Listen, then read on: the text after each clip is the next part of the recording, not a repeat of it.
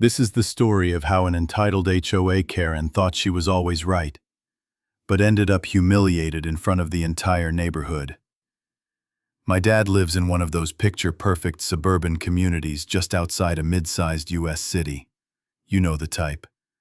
Neatly trimmed lawns, identical mailboxes, weekend block parties, and of course, the dreaded HOA. For years, everything ran smoothly. Dad was the neighbor everyone counted on. The handyman, the helper, the guy who'd fix a broken gate or lend you the exact tool you needed. But then Linda became HOA president, and she ruled the neighborhood like a dictator. Now, my dad's not just any neighbor. He worked hard, raised us kids, and retired with the goal of giving back. He knows everyone, walks his golden retriever twice a day, and spends his free time helping out. Repairing the pool fence, planting trees, organizing events. On top of that, he's a skilled carpenter. My late grandfather owned hardware stores, so Dad basically has a mini Home Depot in his garage. The problem? His garage was overflowing, so he decided to build a small 6x8 shed in the back corner of his yard.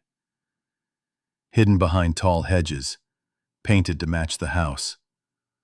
Honestly, it looked more like a kid's playhouse than a shed. Not even a week later, Linda came storming in. Linda. You can't have that shed in your yard. Dad. Why not? It's not visible, it matches the house, and most of the tools in here are used to help this neighborhood. Linda. It's against the rules. If it's not gone by the end of the month, you'll be fined. Dad. Seems harsh. Don't you have a playhouse for your daughter? Linda.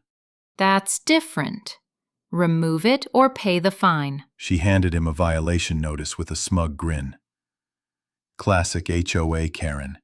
See, ever since she took charge, people were getting fined for ridiculous things.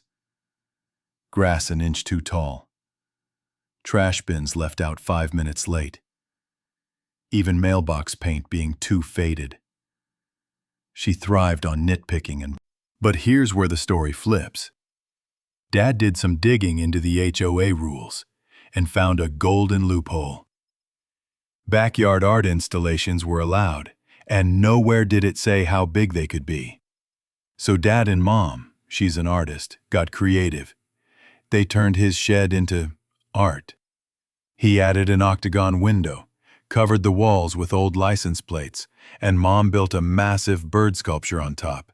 Welded metal scraps, colorful tiles, and a giant purple feather boa. From the street, it didn't just look like a shed anymore. It looked like a bizarre, oversized birdhouse. The next day, Linda came back furious. What is that thing? And why is your shed still here? It's not a shed.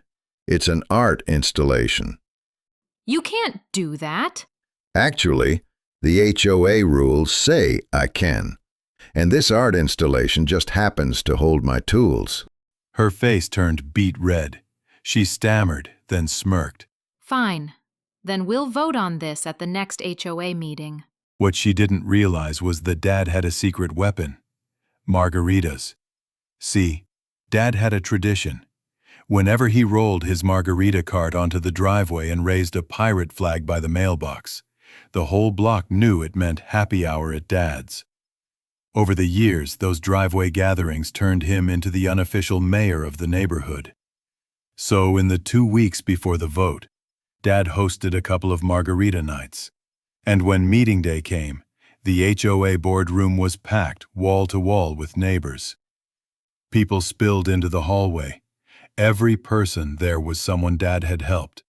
The families whose fences he fixed. The kids he built shelves for.